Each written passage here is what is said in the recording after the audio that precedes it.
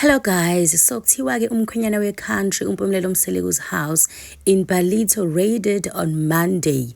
So now according to Isolezo, police raided the home of Musa's son over serious allegations. Ayi ishubile indaba.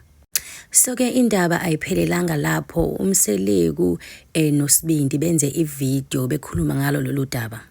Ani bantu baseNingizimu Afrika nginosibindi la namqamba lo mfana nathi usibindi kunjani ndoda amadoda yaphila lwandle ngezwe kuwe ngizwele kuthiwa bongenelo yigebengu lapha abantu wana bamaphoyisa nabanye abama security bezokwenza ubugebengu cha ndoda amadoda ayithi ngikukhuthaze yazi empilweni kuyenzeka kungcwekwe kodwa mawudlondlobala ungalindela ukuthi wonke umuntu uzokufisela okuhle ukuthi udlondlobala udaba lenzekile abantu bafikile lapha la kuhlala khona indodana yami eBallito eseniyazi nonke ukuthi eBallito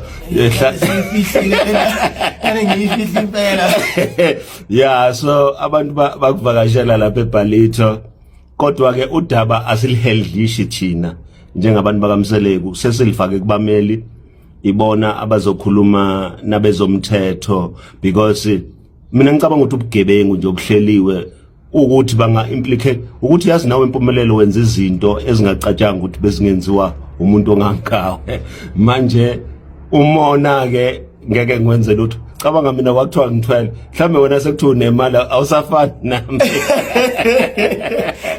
kodwa ke hayi indoda le iyaphila nami ngiyaphila siyibambile siyaphambili ngiyabonga kakhulu. Thank you. Yeah. So guys, as usual abantu bohlezi bekhomenta so uthi lona usengaphika nje uthwele kodwa athi omunye uyanqena yini ukuthwala nawe sisathane athi lo munye umona and umona ngempela once was successful nje hayi abantu sevele bethi uthwele like kanti umuntu omnyama yena is it not normal yini ukuthi as a black person or like if you work hard then uthwele like guys come on I don't like that mentality. I do not like it.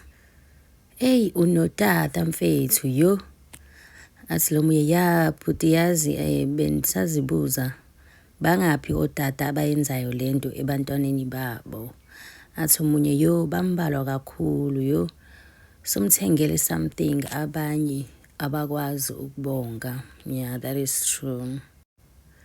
Inhlonipho kumfana ukobila akamile chwi respect siyabonga athi lo munye ufuna avele kahle ku camera ayi ukuthi uyahlonipha hayi ke kahle kahle nana uyahlonipha nje lo mfana uyabonakala nje uyahlonipha like maningi nje ama video akhe umbona ukuthi cha like umfana ohloniphayo.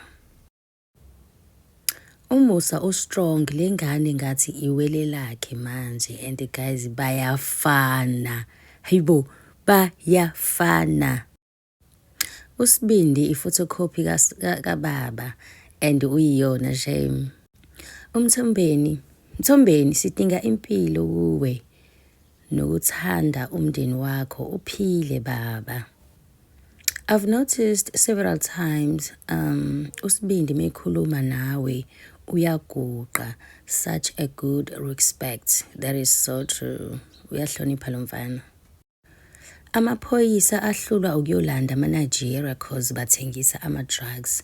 Bazosukela uSibindi wethu besiyomlanda noma ngabe uboshiwe simthanda ukufa. Yeah, uyathanda uSibindi. Ngiyayithanda i-relationship kababa nendodana. Yeah, it's such a beautiful relationship. Uphile nje Mseleku omdala. uNkulunkulu anginike impilo ende. Base bethi uhlulwe yisithembu. Hayi ubaba asimhlulanga isithembu usasibambe ngakhona. Guys, istory the most iqhubeka njengoba beshilo ukuthi le ndaba bayibeke kubameli mawukuthi khona enye updates ekhona ngizobuya ngizon-update guys. So that's it for now. I'll see you on my next video. Bye for now.